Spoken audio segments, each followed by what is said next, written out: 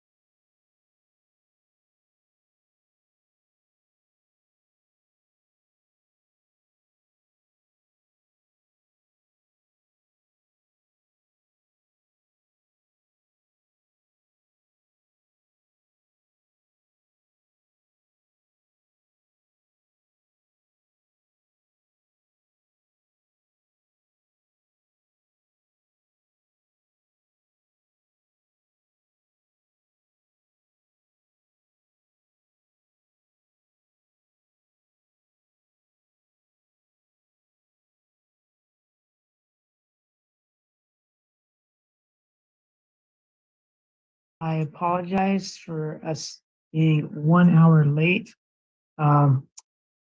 Heidi Quinn, our city attorney, can you please summarize our closed session report out, please? Thank you, Mayor, members of council. Tonight, the council met in closed session on 3 items: labor negotiations regarding the Marina Employees Association and the professional firefighters. Also, conference with legal counsel regarding 1 item of potential litigation, and also real property negotiations regarding price and terms of commercial property at the corner of Del Monte and Palm Avenue. As to all 3 items, staff provided an update to council. There was discussion. Staff received direction, but there was no reportable action taken. And that concludes my report. Thank you, Heidi. And it is complicated to talk about labor negotiations, potential litigation, and real property negotiations. And that's why sometimes it just takes longer than we have anticipated. But we have 2 great proclamations tonight via special presentations. Who would like to be the National Night Out presenter? Good evening, Mr. Mayor. So I'm going to read the proclamation for National Night Out. Let me just share my screen real quick.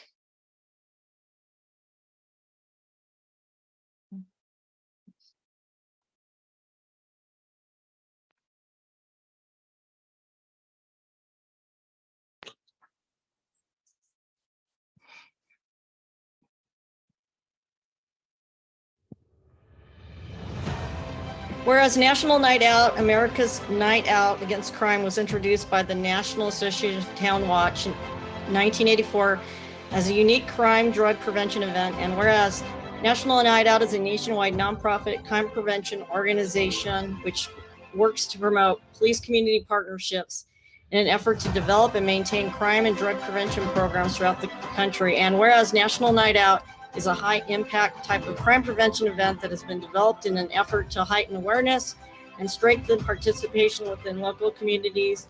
And whereas National Night Out is proven to be an effective, inexpensive, and enjoyable program which strengthens neighborhood spirit and community police partnerships in our fight for a safer nation. And whereas while the traditional lights on and front porch vigils remaining part of National Night Out, activities have grown considerably over the years to include community block parties, cookouts, parades, visits from police, festivals, neighborhood walks, safety fairs, contests, rallies, and meetings. And whereas Marina's Police Department annual National Night Out festivals involve citizens, law enforcement agencies, civic groups, nonprofit organizations, service organizations, businesses, and local officials from the city. And whereas citizens of Marina are encouraged to learn about crime prevention, community group participation, and neighborhood watches. Now, therefore, it be resolved that the City of Marina and the City Council of the City of Marina does hereby proclaim the 2022 Annual National Night Out for the 2nd day of August 2022, dated this 19th day of July 2022, signed Bruce C. Delgado, Mayor.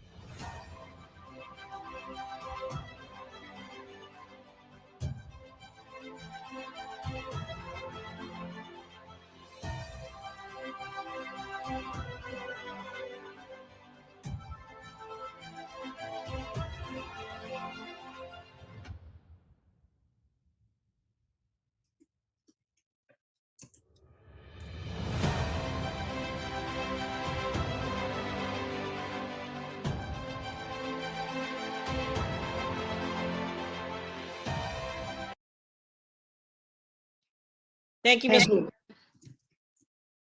I'm sorry, Tina. Thank you very much, Chief Nieto. And you probably had a lot to do with that video compilation. So thank you for that as well. Yeah, I hope everyone comes out. It's August 2nd, Chief?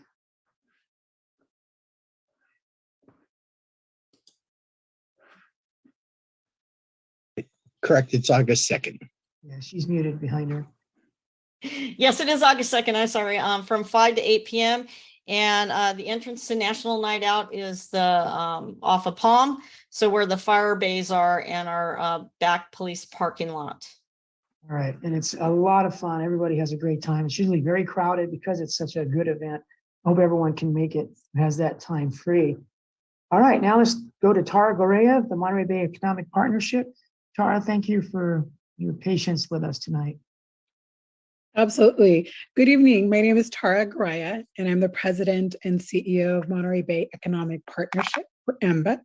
I have a very short presentation. My intent really is to come out tonight and introduce myself formally. I've been in the Monterey Bay region now for 6 months as the incoming president CEO. I am also a resident of Marina, so I don't live too far away from City Hall.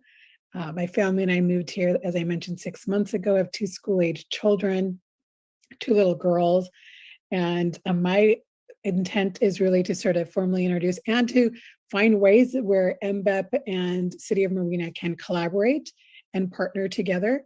I was previously joined by my housing manager who had a hard stop and needed to jump off to something else. But know that we are a resource locally. We're down the street at the UC MBEST Center. Although MBEP itself is a tri-county regional organization serving the counties of Monterey, San Benito, and Santa Cruz counties, our mission is to work towards a thriving economic region that's healthy and vital. And we work in 4 distinct areas. Actually, we don't have to do this slide. I had like 1 slide, but we have 4 buckets of work. I think largely it's to share who we are, what we do, and to thank you for being a member. We are a membership organization, and many cities opt to be members of the organization. We're roughly 7 to 8 years old. I know many of you in the city and the mayor and the city council, many of the staff know about MBEP and who we are and what we do. But for the benefit of the audience listening at home, we're an economic partnership nonprofit that serves the Tri-County region. We have 4 major initiatives centered around housing and housing for all. And within the housing bucket, we're looking at employer-sponsored housing. We're looking at a number of other issues, mainly through the lens of research and public policy. We write white papers.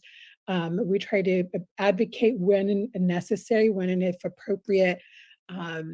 And we also have a Monterey Bay Housing Trust to provide pre-development loan funds for affordable housing development. But by and large, we're advocating for all housing because housing is such a great need in our Tri-County region, and the inventory is so low, from permanent supportive housing to affordable housing to market rate and everything in between, and encouraging also employers to invest in housing to bring in the appropriate workforce into our region. So that's the first bucket of work. Second bucket of work is on broadband access, reducing the digital divide in our region. The third are on economic and workforce development. And finally, we're in policy advocacy and education. Just know that we are a resource if you ever need us. And most importantly, I'm eager and looking forward to working with the city, and especially the city that I live and work in. And so count on me and my staff if there's any way we can be supportive in that space or any of those issues that I've mentioned. So again, thank you for allowing me to spend a few moments with you this evening. Again, simply my purpose was to formally come out and say, A, thank you for your membership, and B, I am here. Hopefully we'll be able to see each other in person soon. Thank you, Mayor.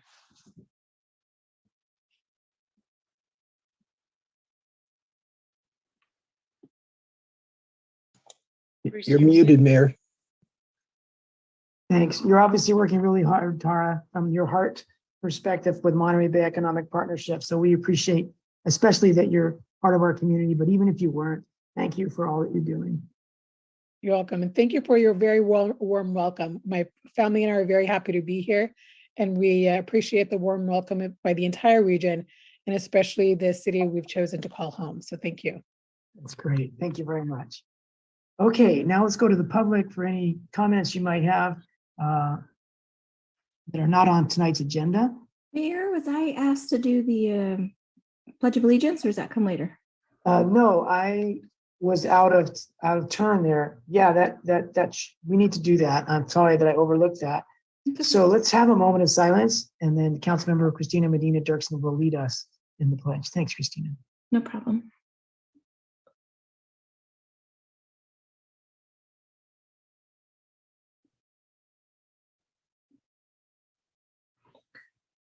Please stand if you're inclined. I pledge allegiance to the flag of the United States of America and to the republic for which it stands, one nation, under God, indivisible, with liberty and with justice for all.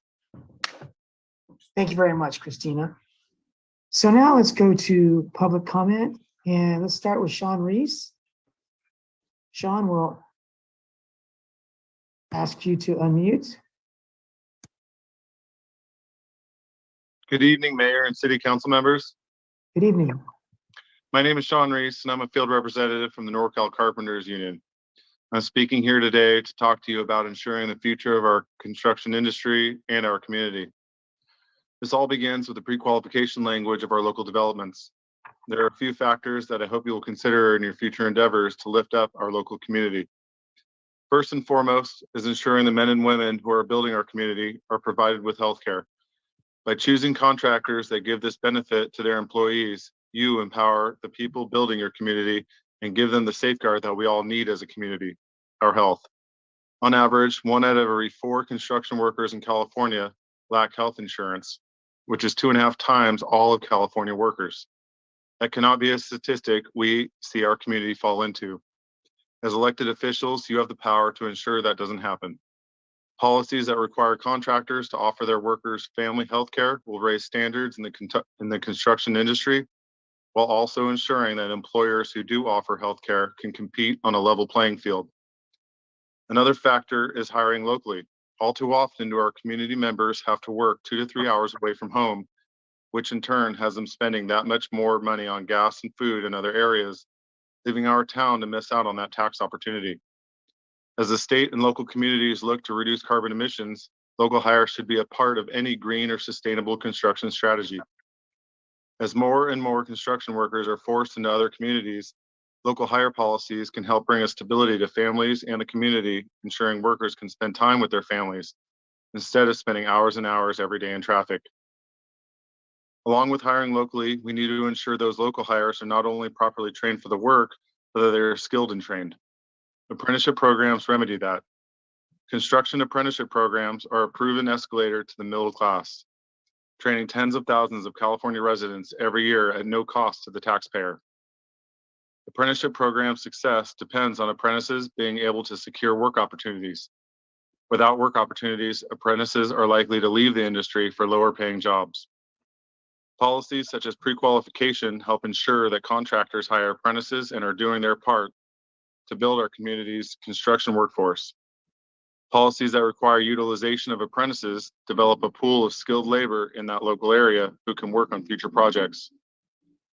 And lastly, but most importantly, is a living wage.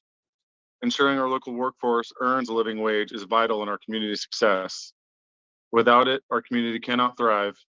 And I know at the end of the day, you want your community to succeed and thrive. And I believe you'll do the right thing to ensure it. I hope you and me can have a sit down and we can talk about how we can make these policies come to fruition. Thank you, Mayor and City Council members. Thank you, Sean. And I think that those discussions would be helpful for us to understand specifics. All right, let's go to Mike Owen. Hello, Mike. Hello. Am I on? You are on. Thanks, Mike. Thank you very much. At the last meeting, I made some comments about Senate Bill 330, streamlining housing projects only. So I'm sort of, I am very encouraged that the city managers. We lost you, Mike. I think you turned away from your microphone. Really close to the microphone. And Is now that we can- okay? Yeah, loud and clear. All right. The process, I would really like to turn in my application for the tree committee in anticipation that something might happen at the end of August when it might come up for a meeting. The reason I really would like to turn it in is because the process for the tree applicants is more lengthy and onerous than any other application except maybe DRB. So what has to happen, even if at the last meeting in August, the city council says, okay, the tree committee is not going to get merged with DRB or absorbed in the planning commission. It's going to re-engage as it did before.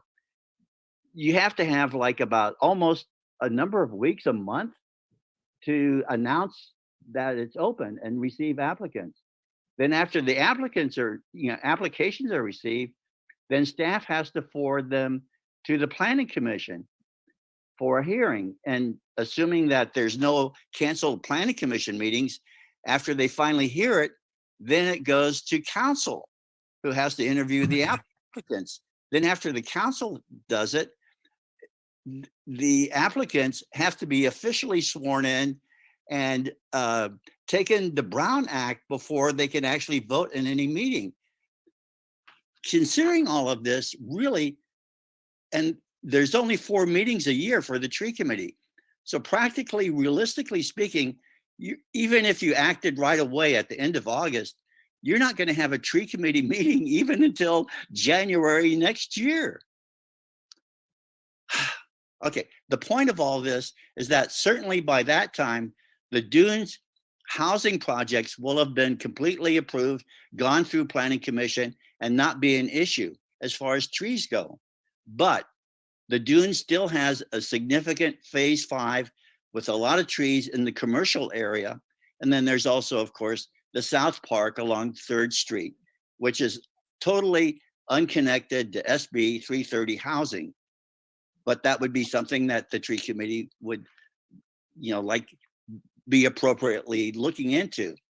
The next stage would be Sea Haven, who has the 5th phase, in the middle of which is the Marina Coast Water District plant, which Sea Haven would very much like to absorb, but which Marina Coast Marina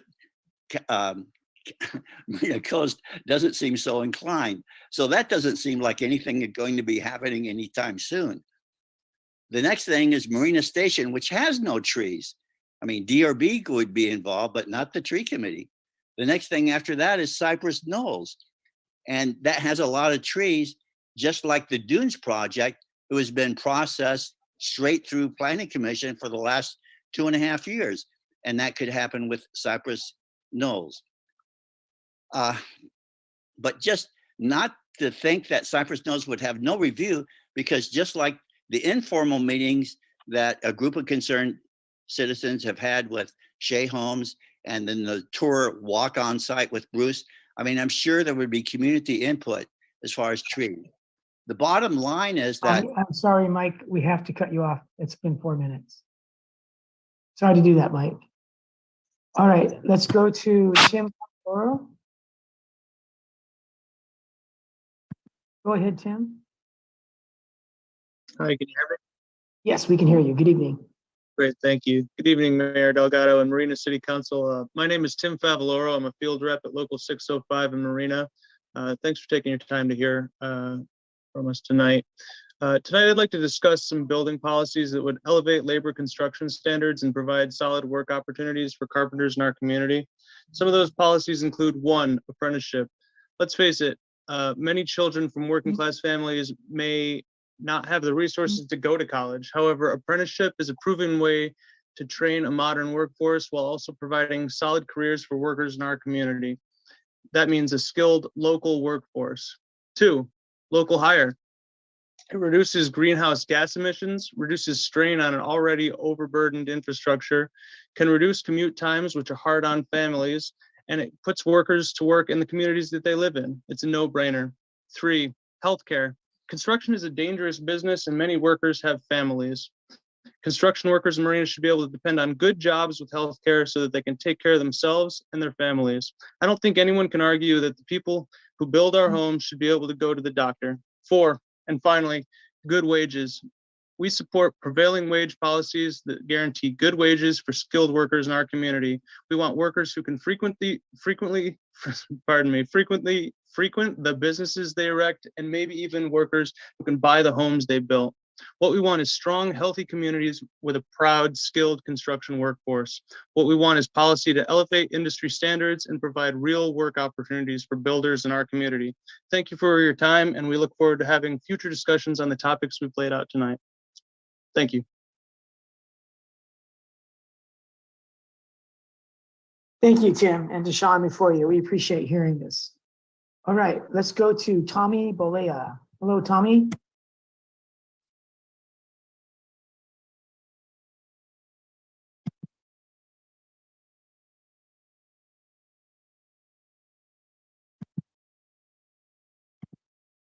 Sorry about that. Good evening, Mayor, City Council. I guess I was kind of ticked off about we only get 4 minutes to talk, and you guys had 4 hours to talk about your $50 million budget. I thought that was I don't know what's going on there, but it was sort of an imbalance. I mean, there wasn't enough input. I mean, you're going to do it your way anyway, but I don't understand why there's not more input from the people, I guess, the people that care like me. You said you had problems on the city council building. Well, I had mold problems. I fixed it. I put new roofs, took out sheetrock, added insulation, added vapor barriers.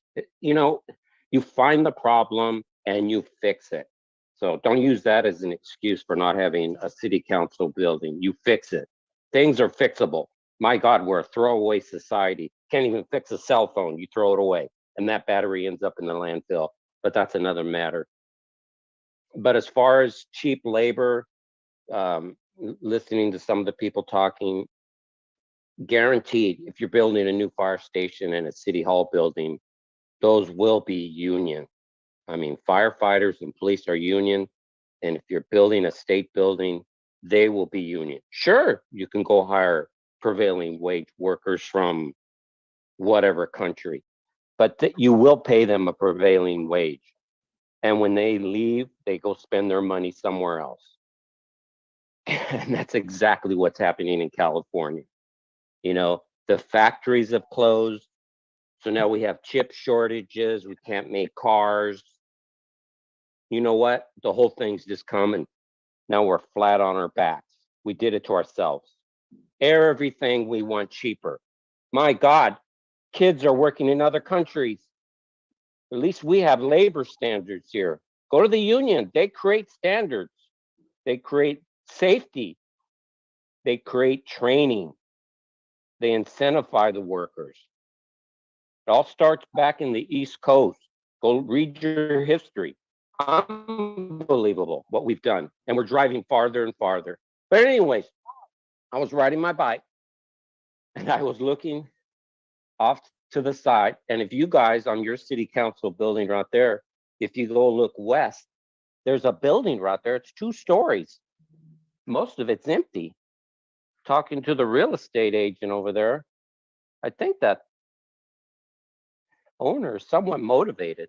I mean, if you bought that building, you can make that your city hall building. It's beautiful.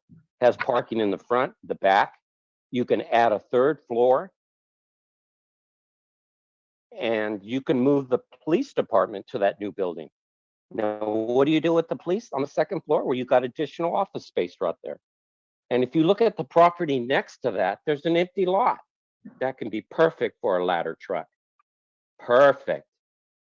I can save you $20 million in about 2 minutes by doing what I said right now. I mean, you could save buku bucks and use an existing building. You modify it, add elevator, add a 3rd floor. Oh, you could save 20 million right there and use that for us, the people, like a swimming pool or a senior center, a new building. My gosh, you could do so much and save so much money. Let's be fiscal responsible and not leave the next generation in debt, because you're going to spend more than what you have. And that's the bottom line. You guys have a good evening. Peace out. Thank you, Tommy.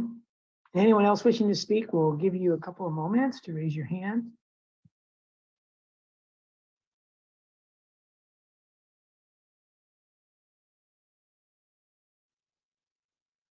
Okay, we'll go ahead and close public comment. I didn't note any questions. Did anyone note any questions we should answer? Okay, let's move on, and thank you to all of our speakers tonight. We have a consent agenda of items not thought to be controversial enough to address individually. Does any council member have any brief question or comment or wish to pull anything for in-depth discussion? Councilmember Christina Medina Dirksen. Hi, I noticed something on our registry. So the staff presents for the 27 people here. Staff presents us at our meetings with a registry of how we spend your money. And one of the questions was, and I saw there was an expenditure, I'm sorry, I don't have it in front of me right now, for Save the Whales storm drain expenditure. And I had noted that, and I think we had passed something having to do with a contract some months back. So I wanted to just ask if someone could clarify what that expenditure entailed. All right, we have a $65,000 expenditure on page 7 of our register that went to Save the Whales. Do you have anyone from Public Works, Edry de los Santos, would like to explain the Save the Whales payment? Sure. So Save the Whales is our stormwater consultant who manages the program. They have a contract approved through October of 2022. And those expenditures are for our public outreach, public education, and for managing the program through the fiscal year 21-22. Christina, do you have more input at this time? Just really quickly, is that a nonprofit and how does that work? What exactly do they provide? Outreach, information of what not to put in the drains, that kind of thing? They do radio ads. They do pretty much all of the requirements for our NPDES permit with the federal government and the state. They are the ones who help us comply with all of the public outreach and education requirements for that. Okay, thank you very much. I just thought it would be a good idea to answer that question in public so the people attending understand when they look at the registry what it's for. Thank you. All right. Does any member of the public have any question or comment relative to our consent agenda items or wish to pull any? Then let's bring it back. A motion that we approve our consent agenda. I'll second. All right. Can we have a roll call, please, Kathy? Anita, I'm sorry. Councilmember Medina Dirksen, Yes. Mayor Pro Tem Viola, Yes. Mayor Delgado. Yes. All right. So the three of us present, that's unanimous. And now we move to, I believe, a public hearing regarding Marina Station and Third Millennium Partners. Lane, were you going to be framing that for us? Yes, thank you, Mayor. At our last council meeting, we had a public hearing for Third Millennium Partners. It is for the Marina Station project. That project was entitled and approved by the council back in 2008. They have a proposed amendment to their development agreement. Karen Tiedemann made a report to the council at our last meeting. Council had a lot of questions and comments. And once we got through the questions and comments, we ended the public hearing. Didn't at that point, and council directed us to continue it to tonight. So what we suggest is we'll move forward with the developer making the presentation and then continue with public comment and public hearing and then close it. And then following that, it'll be comments and questions for the council. Council had questions for us at the last meeting. We have not been able to answer all those questions yet. So because of that, we would, one suggestion would be after we close the public hearing, the council has additional questions that we continue it to another meeting so we can address and answer all those questions of the council. And we do have Karen Tiedemann available, I think, if we have any questions. All right. So then at this point, Lane, is your plan to go to Third Millennium for the developer presentation? Yes, that's correct.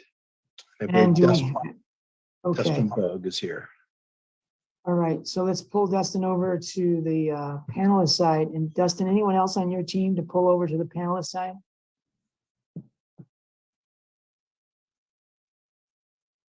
Want to say hello to Martin Oradre? Yeah, I don't believe we have any other speakers. Okay. Thank you, Dustin, and thanks for meeting with Christina, Medina, Dirksen, and I and going over these issues. Absolutely. I hope we were able to answer a number of the questions. I guess, should I begin with my presentation, Mr. Mayor? Yeah, please. Thank you. Mr. Mayor, members of the council, certainly thank you for making the time and allowing us to chat with you tonight. I'm trying to share my screen right now and bring up a PowerPoint presentation for you. Looking good. I'm halfway there. All right. I thought a brief, we're going to kind of go through an introduction of who we are, a quick history of the project, and description of what we're trying to get, we're trying to achieve today. I think just a quick introduction about us. We're three partners that form Third Millennium Partners.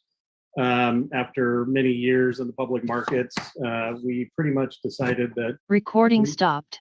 We wanted to work with communities where we could make an impact and build community and do interesting projects that were fulfilling rather than building as many houses as we can every year.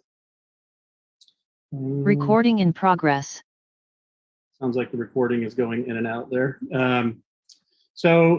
Quick community description. Since the project was fully approved in 2008, we thought it would make sense to give a quick refresher. There's 1,360 units in the master plan on 320 acres within the community boundary and an additional 86 acres of open space adjacent. In that area, there's 887 single family units, 473 multifamily units. When the project was approved, it was designed to have a jobs housing balance, which is to say that the project will potentially create around 1,200 jobs to go along with the housing. This jobs housing balance is achieved by providing a diverse land use that includes over 60,000 square feet of retail, 144,000 square feet of office, and about 650,000 square feet of industrial. Alongside these uses, we've agreed to provide an additional 86 acres for open space, which brings our total open space to over 100 acres and active park space to around 40 acres. So of the total project area of around 406 acres, 120 acres will be devoted to parks and open space. And just for round math, that's almost a quarter of the total project area. In addition to that, we agreed to pay 51.9% of the city park fee, which of course the city will be able to use anywhere in the community. We believe this is a significant impact to the community and to the city parks program.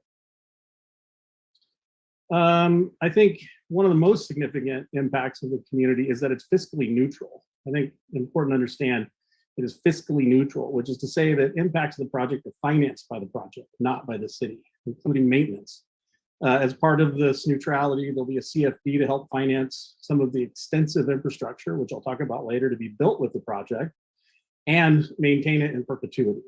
There are several key collector streets, internal street network, that'll be completed as a result of the project. And this is why, one of the reasons why the draft Kaiser Marston economic analysis shows that the project will be a material financial benefit to the city almost immediately.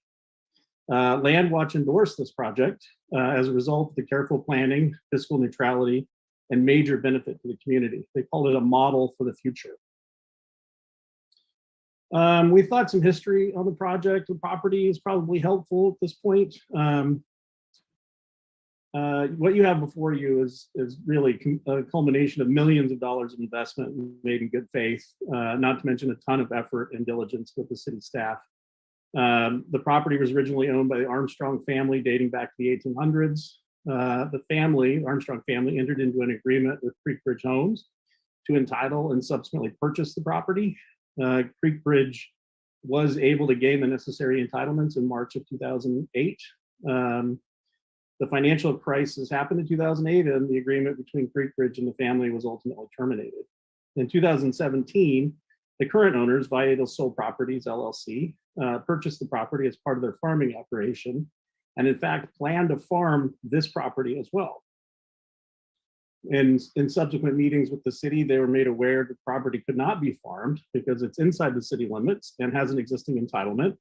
And the city would, probably more importantly, the city would like to see the project get built.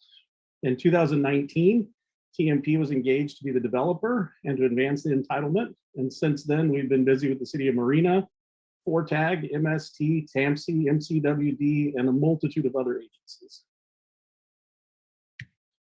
So I wanted to show this image. It nicely depicts some of the city's internal transportation plan. Marina Station is literally the missing piece of the infrastructure puzzle for the city's north side. As part of this project, we will complete the circulation plan for Crescent Street, DeForest Street, Beach Street, Cardoza, and make really significant improvements to Del Monte all the way out to the interchange. This project will ultimately pay $8 million in traffic impact fees on top of the $5 million in city park fees. And all in, this project will pay in excess of $30 million in city impact fees. Those are the easy connections to see there.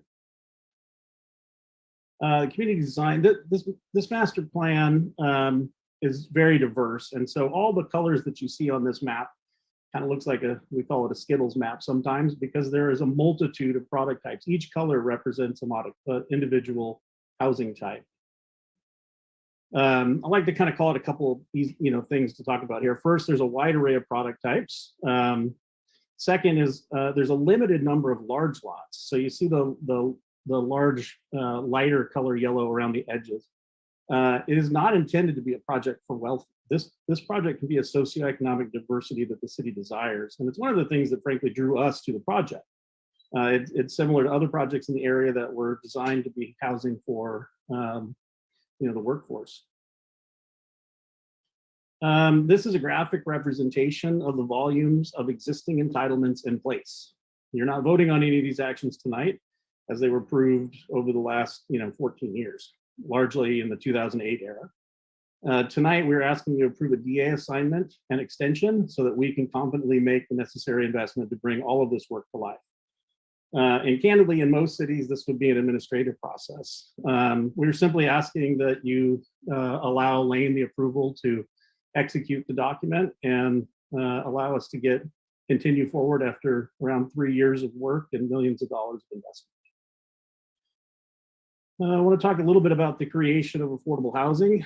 As a condition of approval, Marina Station will create 272 units of deed restricted income qualified affordable housing. So that is to say, 95 moderate, 95 low, and 82 very low income qualified units that will be deed restricted and for at least 55 years, which is a long-term asset for the community in providing housing.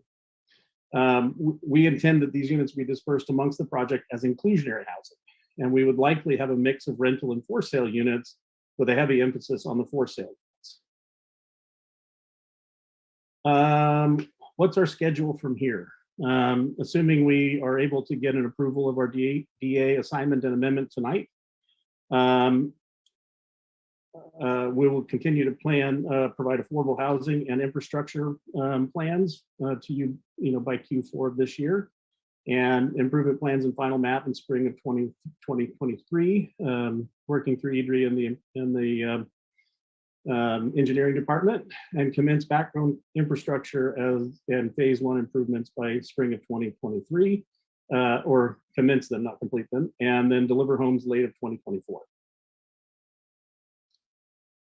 That's the completion of my presentation, but we're happy to answer any more questions that you might have in addition to the list that we provided earlier.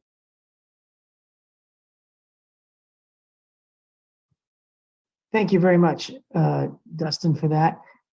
Is it okay, council, if we go right to public, since last time we had our discussion and didn't get there? So let's go to the public and we'll come back to council. Any public have any questions? Please raise your hand. Les Martin, let's start with you. Good evening, Les. Hi, thank you. Always on mute buttons to hit. First of all, I heard this plan, saw the first time I've seen the plan. It looks fantastic. I really am impressed by it. I think the build housing is something we need to do. We're never going to have affordable housing if we don't build new housing. Maybe all that housing is not going to be affordable for everybody, but it'll create other vacancies in other homes, and it'll flow downhill somewhat. So it looks like a great plan. I hate to see that it took, 10 years to get this thing moving, but it looks like they're finally moving now, and I fully support moving forward. Thank you.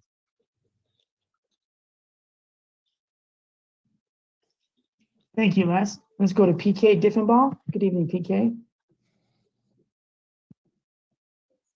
Good evening, Mayor and City Council. Thanks so much for the opportunity to address you tonight. I want to make clear at the beginning, I'm speaking as an individual, as this MPUSD board hasn't taken any position on this project. But as superintendent of schools, I can confidently say that this project will have a significant impact on the district in a variety of ways. First, probably most important, is currently about 20% of our student population qualifies as homeless under the McKinney-Vento Act. And a large percentage, around 500 kids, live in the city of Marina. So when I'm looking at the very low income housing, potentially I could see 80 plus students be able to have an affordable home and move out of homelessness would be probably the single greatest impact of the project. But additionally, we need housing for our teachers, for moderate income folks. And we lose 100, 150 teachers a year, primarily because of the cost of living on the peninsula. And we see the moderate income housing as a potential for teachers to live within the district, live close to the schools in which they teach, and stay within the district long term. Third, as I mentioned previously, Olson is a declining enrollment school. Within the last few years has lost a number of students, and having this in Olson's backyard will help grow the school and turn that around, which will be significant, particularly as we've closed 3 schools last year. And if the decline in enrollment continues at the pace that it's projected, because of the lack of affordable housing, we will have to look to close schools in the future. Finally, there's a little blue triangle on your map that is 2 acres for a possible Olson expansion. And my understanding is that that would be given to the school district for potential future expansion of Olson, should that be necessary as a result of increased enrollment that comes from the project. So lots of very important and positive impacts on MPUSD. We appreciate all the planning that's gone into it to date, and certainly look forward to the continued process with the hopeful approval that allows the planning to continue to move forward. Definitely understand the need for thoughtfulness and the need to do due diligence, and that is your responsibility as a city council, and certainly respect that. What I will say is that there is a time and a need for urgency for affordable housing and housing of all types on the peninsula to help stem the crisis that's happening, that has impacts on our students, on our teachers, and ultimately on our community. So I ask that you take that seriously into your consideration, and I'm hopeful that you'll move forward tonight. Thank you. All right. Thank you very much, PK. It's great that you joined us again tonight. Let's go to Tommy Bolea.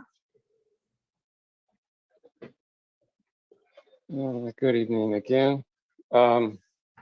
So on this project, how many people versus homeowners versus renters on this particular project? Is there a ratio, or is there going to be more homeowners or more renters? Because I think it's just going to continue the same pace of what's currently in Marina. It's just going to continue. Maybe I'm wrong, but I don't know. But and then these affordable units, I guess, what's the percentage of those? And if somebody does qualify and they live there X amount of years, let's say and somebody else comes in, is that house still set for that 55-year program? Is it still in place, or does it just go to the market value? I was just kind of wondering about that. And as far as the schools look like airports, and you mentioned Olson. It kind of, in the mornings and at the end, it's like either no kids walk or no kids ride bikes. Or maybe their kids are out of district, they're coming from somewhere else, and Marina is just a convenient place to drop kids off and boom, go to work. Hey, it's convenient. But I'm kind of interested to know, what is the percentage? Or maybe I can ask the question, what is the percentage of kids that are out of district that come to Marina? It's kind of curious, because either Marina's not safe to walk to school or ride a bike, or maybe, I'm throwing this out here, but maybe they're coming from another city and Marina just happens to be a convenient place. Maybe the schools are better, and that's great. But if it's out of district and the parking lots, I mean, are kind of looking like an airport. I mean, overflowing into the streets. And a good example would be Crumpton, my God, but we won't go there because this is about this issue. But I still think there's kind of too much park area, grass area. I mean, water is essential right now. And not unless you guys are going to go with artificial turf, I can buy into that. But I just don't think that, I mean, this project's going to entail a lot of water. And I don't see a secondary water source, not unless somebody's working on it that I don't know about it, but I haven't seen any rain. So the schools, if we go back to Olson again, that school is being watered. I really don't see the usage being done on it. I don't see kids playing on it. I see them playing on the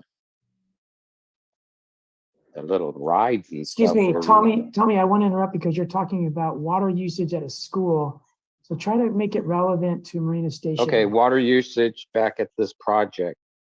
I wouldn't be putting all that, if you're going to talk about vast amounts. Okay, how much square footage of grass area is there going to be on this project? If I have to ask it in the form of a question. I mean, I thought Jeopardy was over, but anyways, how much grass area is there going to be? I mean, you got to remember, unfortunately, I like it. Marina's a cold climate. I mean, the whole state of California, all 168,000 square miles is 100 degrees.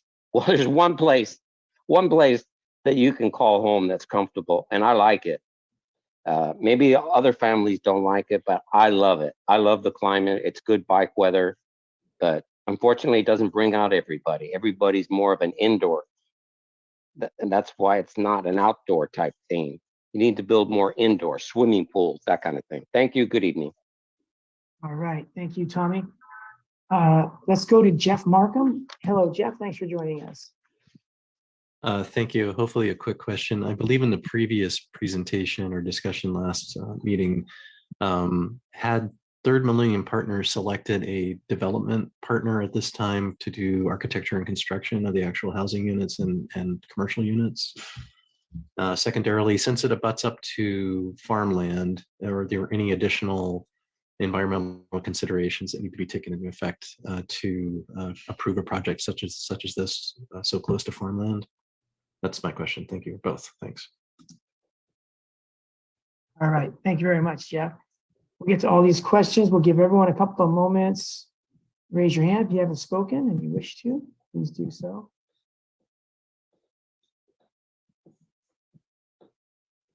All right. We'll go ahead and close public comment. Tommy asked, what's the ratio of for sale versus rent? And I know that we don't know that these homes will be put up for rent, like many of them will be up for rent, but as far as the initial plan, how many of these homes built will be for sale versus how many will be rental units? Do we have a breakdown yet? Mr. Mayor, would you like me to answer that? Yes, please, Dustin, thanks. I don't have this exact percentage for you, and it's certainly subject to change, but based on the mix, someplace between 80 and 90% will be owner occupied. And then what percent of affordable? Is it a simple 20%? It is. Okay, and that's by state definition of very low, low, and moderate, and you went over those in your presentation. Thanks, Dustin.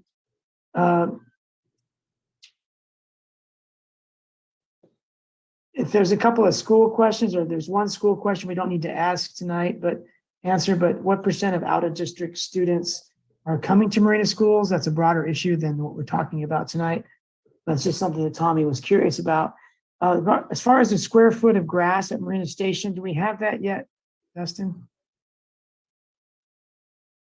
Sorry, no, we don't. The map shows a lot of green area. We are certainly held to the current city code relative to planting trees, fencing, etc. And there will be an emphasis to plant drought tolerant and water conscious and hopefully local species. Okay, so we have a lot of green denoting open space, but we don't know how much grass landscaping there will be yet. Yeah. Okay. That'll be something we work with the city on. Okay, kind of along those lines, Jeff asked if we know who the architectural designer will be yet. No, we've not selected them. That's something we would do post approval of the DA amendment and extension. Right. The last one I wrote down, also from Jeff, is were there any additional environmental considerations due to the proximity of farming? Yeah, we provided setbacks, open area between the farming area and the housing, as well as, it's probably noteworthy that that is an organic strawberry ranch. So it's certainly helpful with that mitigation practice. Okay. Did anyone else note questions that I may have overlooked? Those are just the ones that I wrote down. Okay, then let's come back to council for questions, comments, direction. Christina Medina Dirksen, council person. Go ahead, thank you.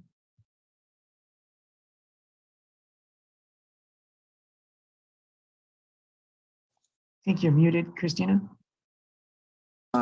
I'm sorry about that. I want to say, Dustin, thank you very much for the very efficient and quick overview of the 21 people here. I would say at least half of them are new. Some names that people I know from my neighborhood and my district. One thing that I just wanted to make clear that's in here, I believe, had to do with the fire station or fire.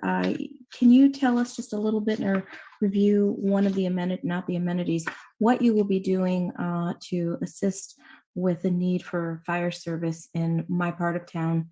We're talking, if anybody here doesn't know where Marina Station is, it's on the side of town where Walmart is. So can you just briefly talk about that? Because there's some other bigger concerns about our fire needs.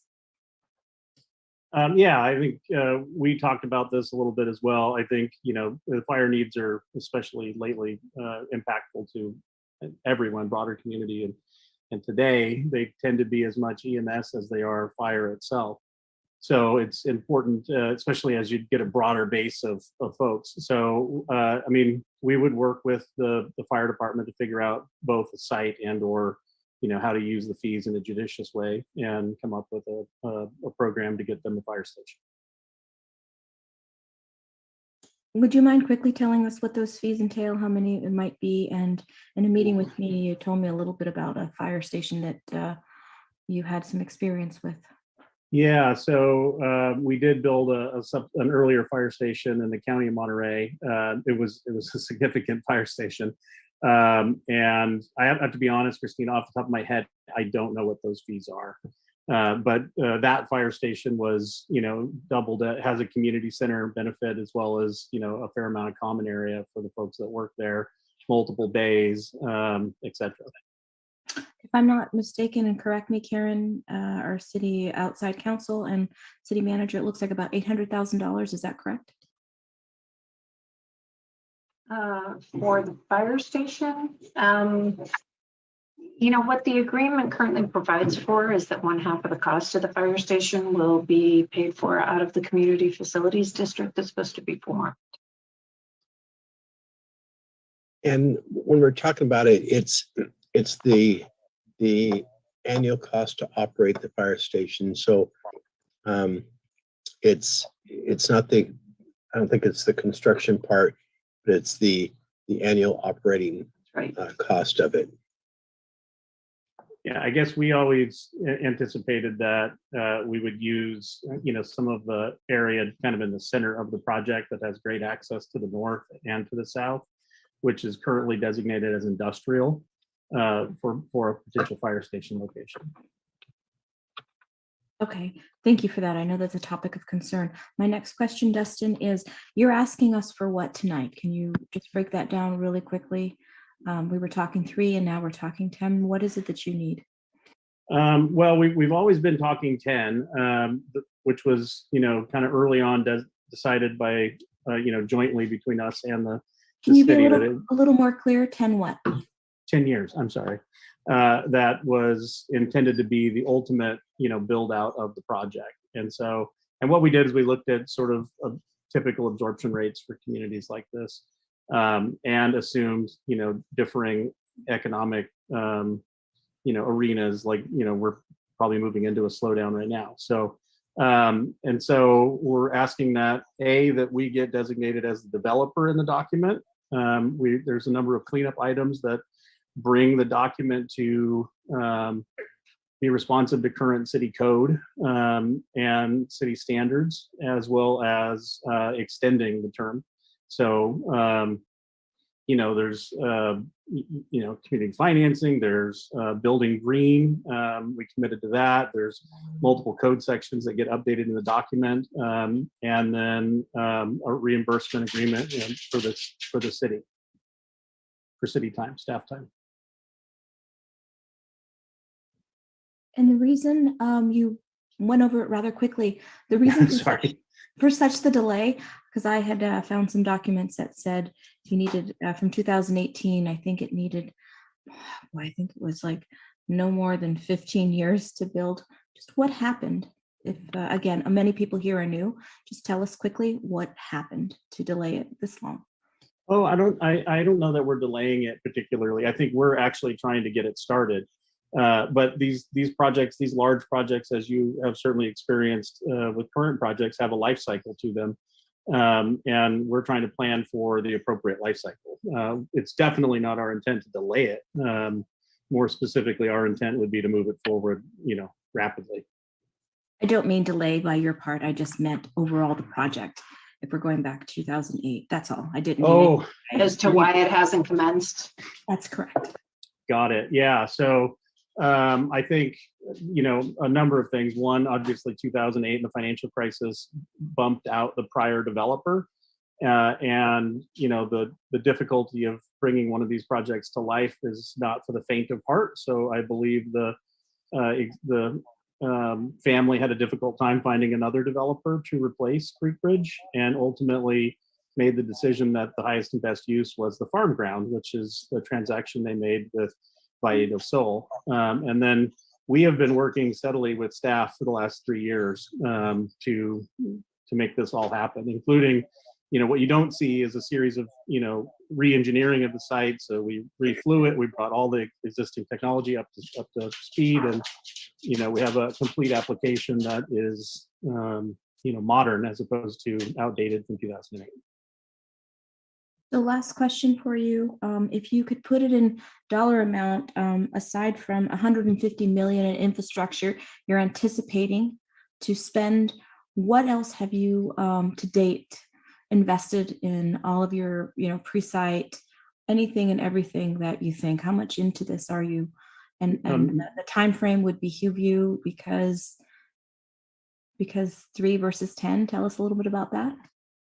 Okay, yeah, so I don't have the exact dollar number, but it's millions. And it was everything from, taking the existing plan and reflying it with an accurate topographical boundary, accurate engineering, civil engineering, working with various agencies to create offsite infrastructure plans. The list is deep and long.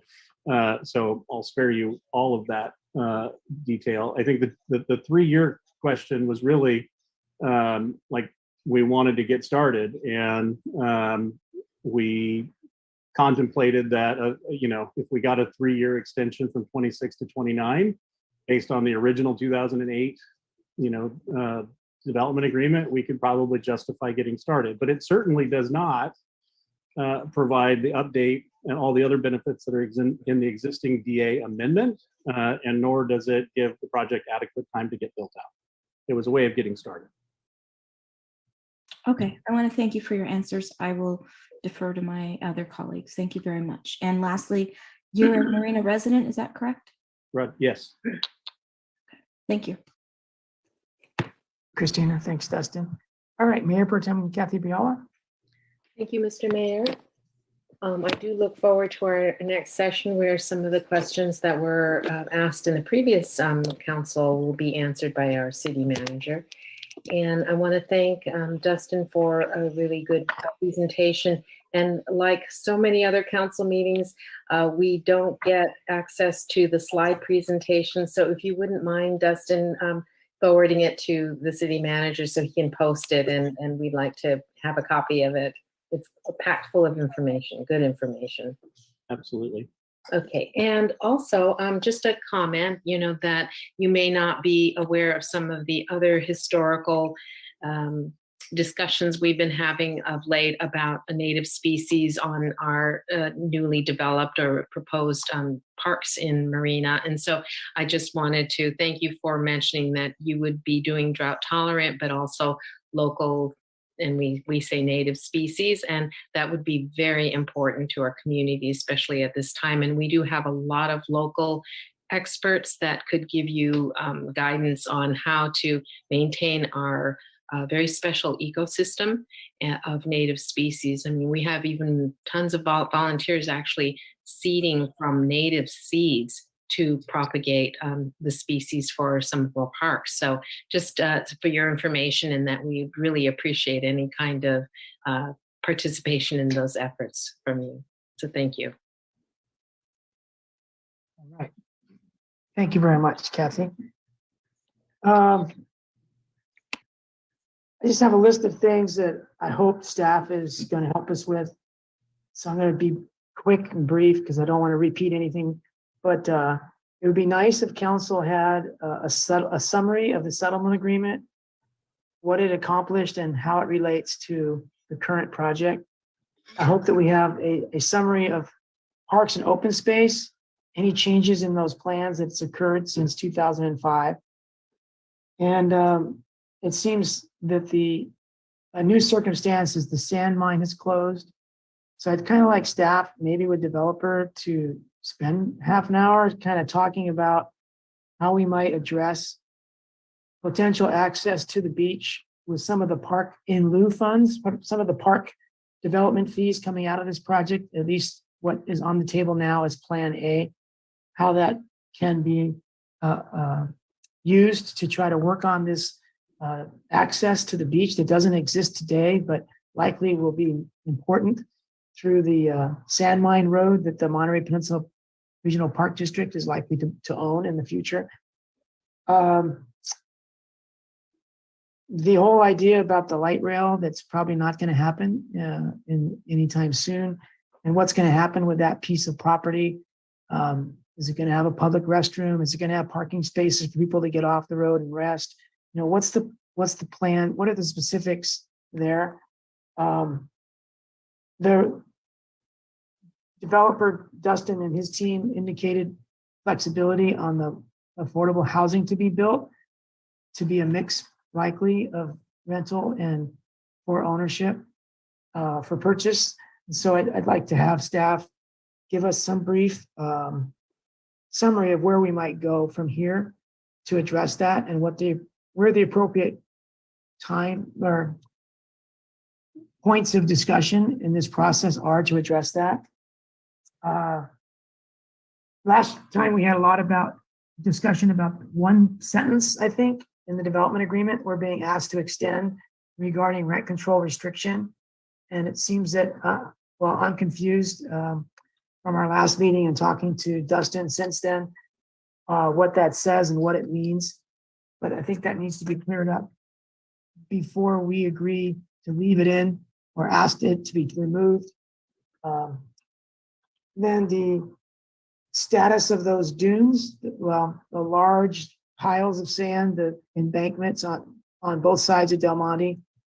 What are the options about what's going to happen there? And when's the appropriate time to have a real discussion about what is going to happen there? And then something that hasn't come up in previous discussions is a terrible plant that has ruined entire dune systems south of us in other counties. It could ruin ours as well. So I won't beat that to death, but Dustin took a ride and saw it with me. And so Dustin, I have a question for you on that.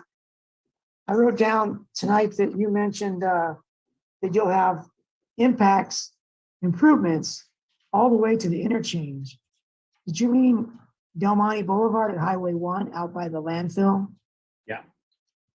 So of course that triggered me to think, well, if you might have some influence on that whole corridor, as you saw with your drive-through with me, I don't know if that means there's influence that we could pull together a partnership for that corridor of invasive weed or not. But that is a topic of interest that I'd like staff to come back to.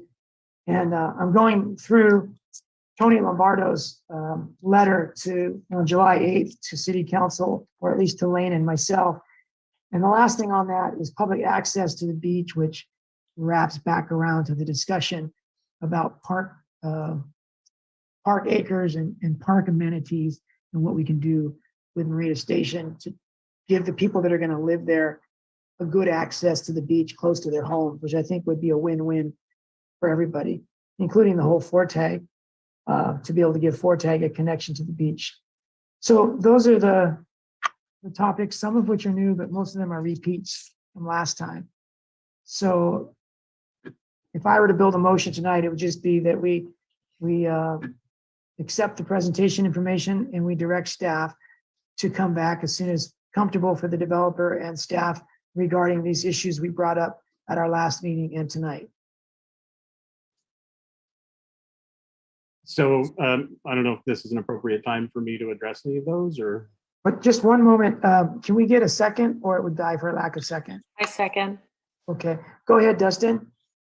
Yeah, I guess, what we respectfully, all of those items are legitimate items that we have to deal with, not only for, your guys' sake, but also because they're issues with the project as you go forward. All projects have issues.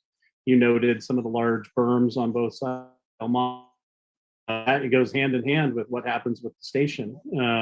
And what happens, we talked about I think it's the Velt. And I think while not obvious on our individual part, I think we talked about having a professional put together a implementation plan for us that we could deliver to the city and that we could work within as part of our development. The reality I'm is, sorry, though, Dustin, can you back up? When you said belt, what did you mean? I think. Oh, the Velt grass. Yeah. Sorry. So I guess the of this diatribe is simply that all of those things would typically happen after a DA extension. These are things that get implemented as part of the project. In almost every other jurisdiction I've worked in across the country. And so I guess what we are asking from the council after the number of years we've been spending on this and the time and investment is that the council, indicate support for the project as a whole by approving and authorizing Lane to execute the DA extension so that we can sit and work with staff and spend a lot of time and effort and money addressing these issues. And when there are issues that need to come back to the council, do that. Respectfully, I think that's the request. All right, thank you, Dustin. Lane Long, can you give us a summary of what your thoughts are after tonight's discussion? The council did have some questions on that I think we really need to clarify to the public. I think like on the park acreage and really clarify what happened there. Our next meeting that we could bring this back to the council would be August 3rd. And so, and that's not a really busy agenda. And so if that sounds reasonable to Dustin, I think that would give us enough time on our staff end that we could address some of these issues and meet with Dustin and get some of his feedback and input on it, and perhaps be able to make a decision on August 3rd.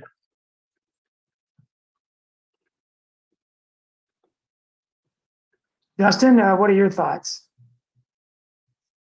Well, look, I think that material exists. And my thoughts are, I would like to request that the council approve the DA amendment and allow us to move forward, working with staff that we have to do anyways, as part of implementing any project. But, and I mean, the reality is we're a long ways into this project, and I'd like to understand that we have the runway to continue to make the investment.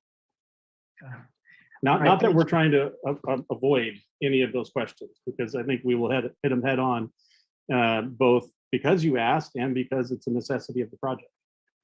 Okay. Thank you. Karen Tiedemann, what are your thoughts on us having a meeting August 3rd instead of deciding tonight? Well, I just emailed Lane. I will not be there on August 3rd because I'm getting on a plane right about when your meeting starts. So, you know, we can certainly have the information available for you if you want to do it, but I would agree a lot of this is information that doesn't really change the development agreement, other than your request that the provision regarding the rent control restriction be removed, which, you know, I think is a reasonable request. I don't know what the developer's response to that is, but that to me is the only of the list. I'm just looking at the list. The only significant change to the agreement itself. Okay. Go ahead, Councilmember Christina Medina Dirksen. Is there a room to strike that language or modify that language, since it was part of an agreement with the courts?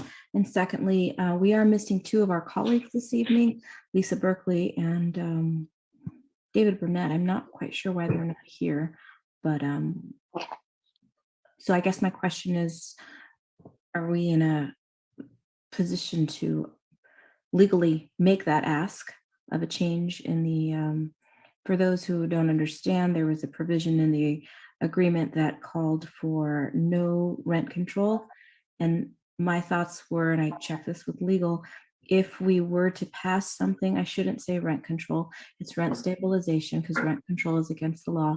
If in the future there was ever some action on our city, future people to try to stabilize rents, would this project with its agreement that it would be immune from doing that have to fall into our guidelines or state guidelines? And the clarification, if I'm not correct, if I'm wrong, let me know, was that this would be binding what's in the agreement. That would be not being able to implement anything because it would have had pretty much an agreement in place prior to other things impacting it. Is that correct? So 2 point, am I correct? And secondly, Mr. Bogue, is it open for discussion? Okay, let me first clarify your first question, and then Mr. Bogue can answer. The way the agreement currently reads, if the city were to adopt, and it does use the term rent control, so I'll just use that term. If the city were to adopt rent control or price control, the city could not impose that on this project. So it does not restrict state law, but it does restrict local imposition of rent control on this project. So that's the provision that I think was of concern at the last council meeting. And before I ask Mr. Bogue to answer whether that's open for discussion, it appeared to me your numbers were 80 to 90% would be owner occupied. Is that correct? So we would be talking about a very small amount of rentals. Is that correct? Yes, I think that's right. When I say owner occupied, I mean, owned real estate, right? Not rented. So yeah, we think it would be a very high percentage. It would be a high percentage of owned, so not subject to any sort of rent stabilization. Oh, unless they rented it out, right? Yes. Okay. And then my next question was, would you be open to discussing this a little further? Yeah, so look, I think we don't have I mean, honestly, rent control is not important to us. I think at some point it's going to matter, but right now we're trying to get a project built. And so if that is the hinge point for the council to approve and authorize Lane to execute our DA amendment, then I think we're open to striking that, frankly. Unfortunately, this is a lot in the making. And so I think if that, again, if that's a hinge point, then yes, we're fine with it. All right. Thank you for that. I appreciate your clear willingness to want to work with you. And I also believe that I think we are going to have my position is this question time? If it's question time, I'll stop. No, it's anything goes time. No, I appreciate what you've given us, Mr. Vogue, and I appreciate Mr. Our superintendent here. This is a project in my district. We've all been waiting for it. Some very important things like the improvements on our streets, roundabouts. So much is hinging on Marina Station. So for me, I don't think it's a matter of, I think it's for me, I would love to go there with the extension and give you plenty of time, but I just worry that there might be some other things that staff would have to address for us to have a little more clarity on this. That's my position. I'm supportive of an agreement because this is necessary, and rather than not being the water's been secured. You've done so much investment. You're a member of our community. Frankly, other communities would be not in our backyard, but this is necessary. You've got an incredible mix of owner occupied rentals. Our schools need it. Our housing stock needs to be varied. So you've got a great project here. I just would like to make sure that we have everything clear with our staff and some of the concerns, and I wouldn't even say concerns, just some questions, really. So if you're amenable to waiting a little bit longer, that would just make sure we're good. But I feel very confident that I'm willing to support this project, very much so, and give you the time that you need. You've been waiting and been patient with us. So I just really appreciate everything you've provided and the transparency also. Thank you, Christina. Let's go to Mayor Pro Tem Kathy Biala. Thank you, Mr. Mayor.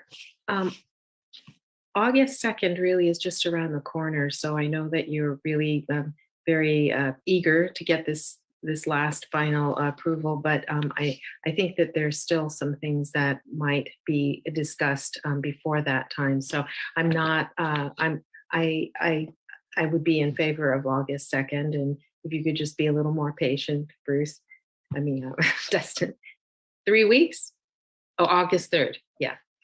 Okay. And on the issue that I brought up last time, since we're talking about specific agreement language, as opposed to all of the other things we've also brought up about parks and access, et cetera. And I understand that you're saying you first need this go ahead, and then all of those things will follow as part of the natural process between the developer and the city and the approval processes. But when the sentence that grants the city access to the property's owner's vernal ponds for monitoring and testing, should the owners grant such access to any party, I just wanted to clarify, because I had concerns that the city would be able to access or be given that report, because as you know, you put this in because this is a critical issue for the future of possibly for the future of the city of Marina's water resources in particular issue that we're struggling with right now. So that piece is obviously hinging on your feelings that if you were requested again to study the vernal ponds, that you're saying that you would probably have an incentive to say no, because that would mean that you would also then have to include the city in studies of your vernal ponds on your property. But it just in terms of adding that we be also part of the recipient for that report is very, very important to us, by the way. It could mean the difference of very different results for different studies, and that's critical for us in some cases. But did I not hear it correctly, Lane, that in one of the processes that predates now, that the city was part of the settlement agreement and therefore we automatically get the study? Is that what I had heard? That somehow the city was involved in the Sierra Club settlement agreement with Armstrong. Correct. We are part of that settlement agreement. But as the project moves forward, they have a requirement to provide for the for the long-term maintenance and monitoring of those vernal ponds and websites. And I think Who is they? Who is they? Third Millennium. Okay. And as part of that, any reports or anything that'll be generated, I'm assuming they will provide us any reports or anything like that, just because that's a requirement of the project. Maybe Karen can pipe in on that. Yeah, so let me just clarify. So there were two different settlement agreements affecting this project. There's the Sierra Club settlement agreement that is with the Armstrong Ranch owners. And then there was the Save Peninsula settlement agreement. The city was not a party to the Sierra Club settlement agreement. The city is a party to the Save Peninsula settlement agreement. And the Sierra Club settlement agreement is the settlement agreement that addresses the vernal ponds. Okay, so I would feel more comfortable if we just add, if there's going to be a study, that the city that the report be distributed to the city as well. That we would be given as you say in the language, that we'd be given equal opportunity to do a study of our own, but also that we have access to the other studies that were done.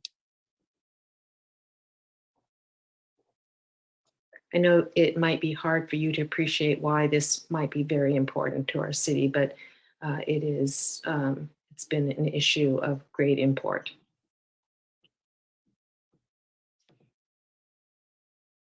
Is that for me? Yeah. So it would be just adding the language that any monitoring test results be forwarded to the city. If you should decide to allow both parties to have access to studies on your property. Yeah, I would argue that this is a very well-discussed issue with the city over the last year, generally. And so with multiple sets of counsel on this one, so I can't acknowledge yes or no, to be honest. That would be something we'd have to have our counsel take a look at. Okay. That's it. Thank you.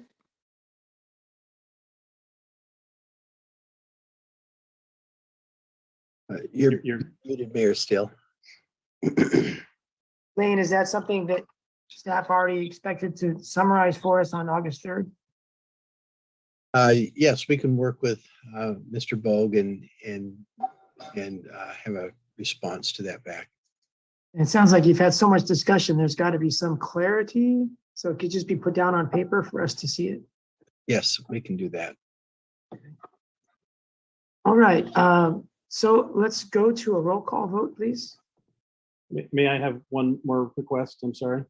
Sure, go ahead, Justin. I'm sorry to interrupt you, Mr. Mayor. I would request that not only do you request that staff provide you with a written summary of all these items, that it be done in advance of the meeting so that you guys have adequate time to review it. And that if Karen Tiedemann can't be at that meeting, she's been very integral in the multiple years of discussion here. If she can't be there, then we need to have somebody in her stead in case you ask questions that you need legal counsel to explain. All right, Lane, how do we replace the irreplaceable? Okay, wait. Is your meeting on the second or the third? We're gonna meet on the second and the third both, but the second is really short because that's our safety night out, and we're just doing the second reading of our general obligation bond, and the third will be the special meeting. Okay. Yeah, I mean, I can see if I can get somebody in my office to cover this. I don't know for sure, but I can work on that. We'll get a lot of your opinions, I think, in the write-up. Okay, can we have a roll call vote, please? Anita? Councilmember Medina Dirksen, Can you repeat the motion? Yeah, it was to direct staff to come back on August 3rd with a summary and some clarification on the issues that we brought up at our last meeting and tonight's meeting. and to accept the presentation. Thank you, Anita. Can I make an amendment? Yeah, our Sorry. process is you can suggest a friendly amendment or make a And I'm substitute. sorry, may I make a friendly amendment too? That this information that we've received, reports and anything else that's releasable is made public on our website in a place that's easy to find. I don't know if we can get it done by then, but I would love to make sure that we have plenty of information for those not able to attend. We can point Yeah. them. I think that's good, and that would include, I think, the July 8th, 2022 Anthony Lombardo and Associates letter to the city manager and the mayor. And any agreements, settlement agreements, if possible. Yeah, a lot of that's in our packet tonight, so I'm sure it's possible. Somewhere easy.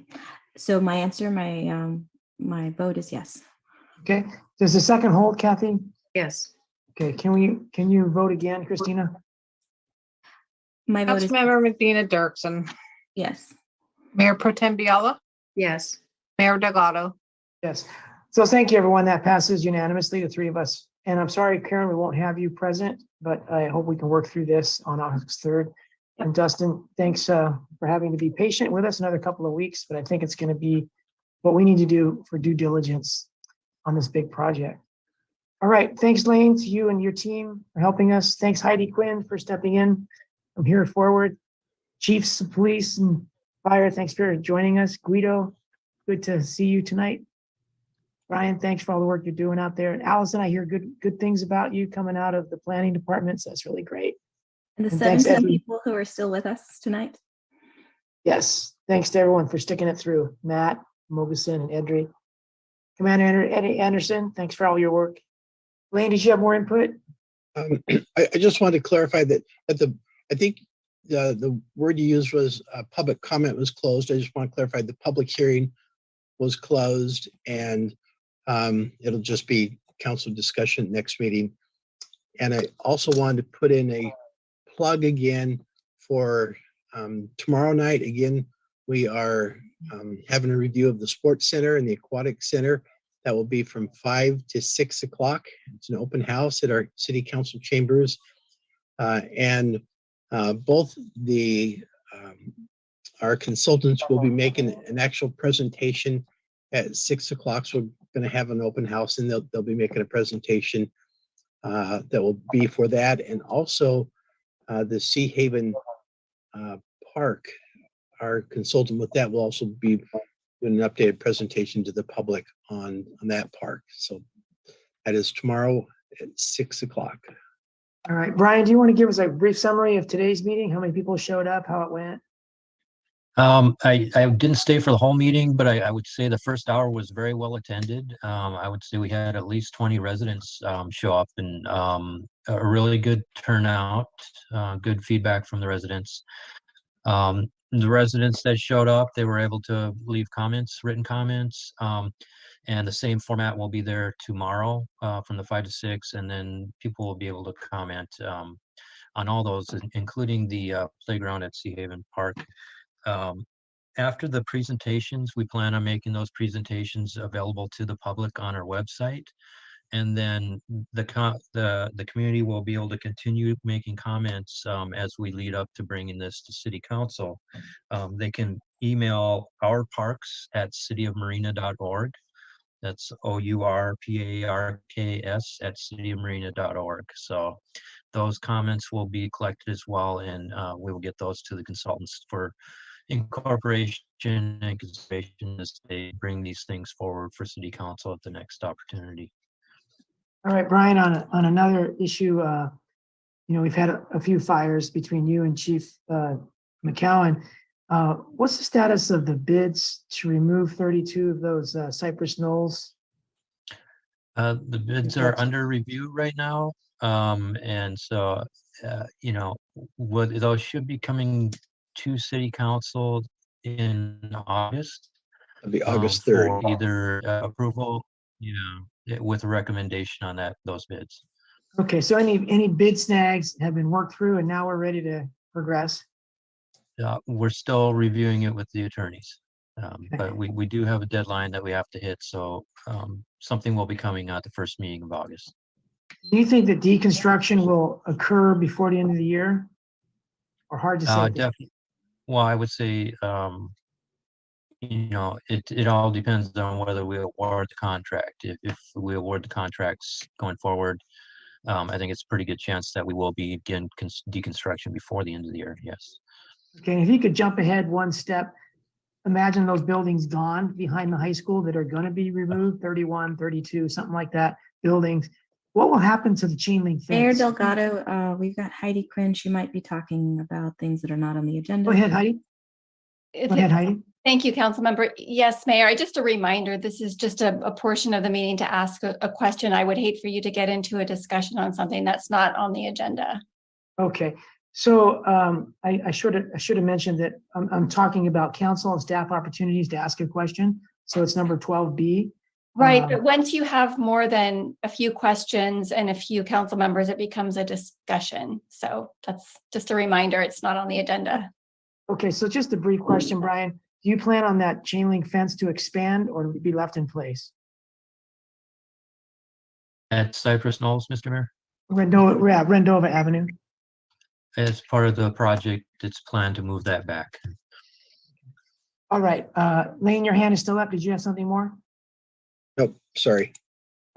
Okay, and the Monterey County Mayor's Association did not meet this past month, but it will meet next month, early first Friday of August. Okay, we are adjourned. Thanks, everyone. Have a wonderful evening.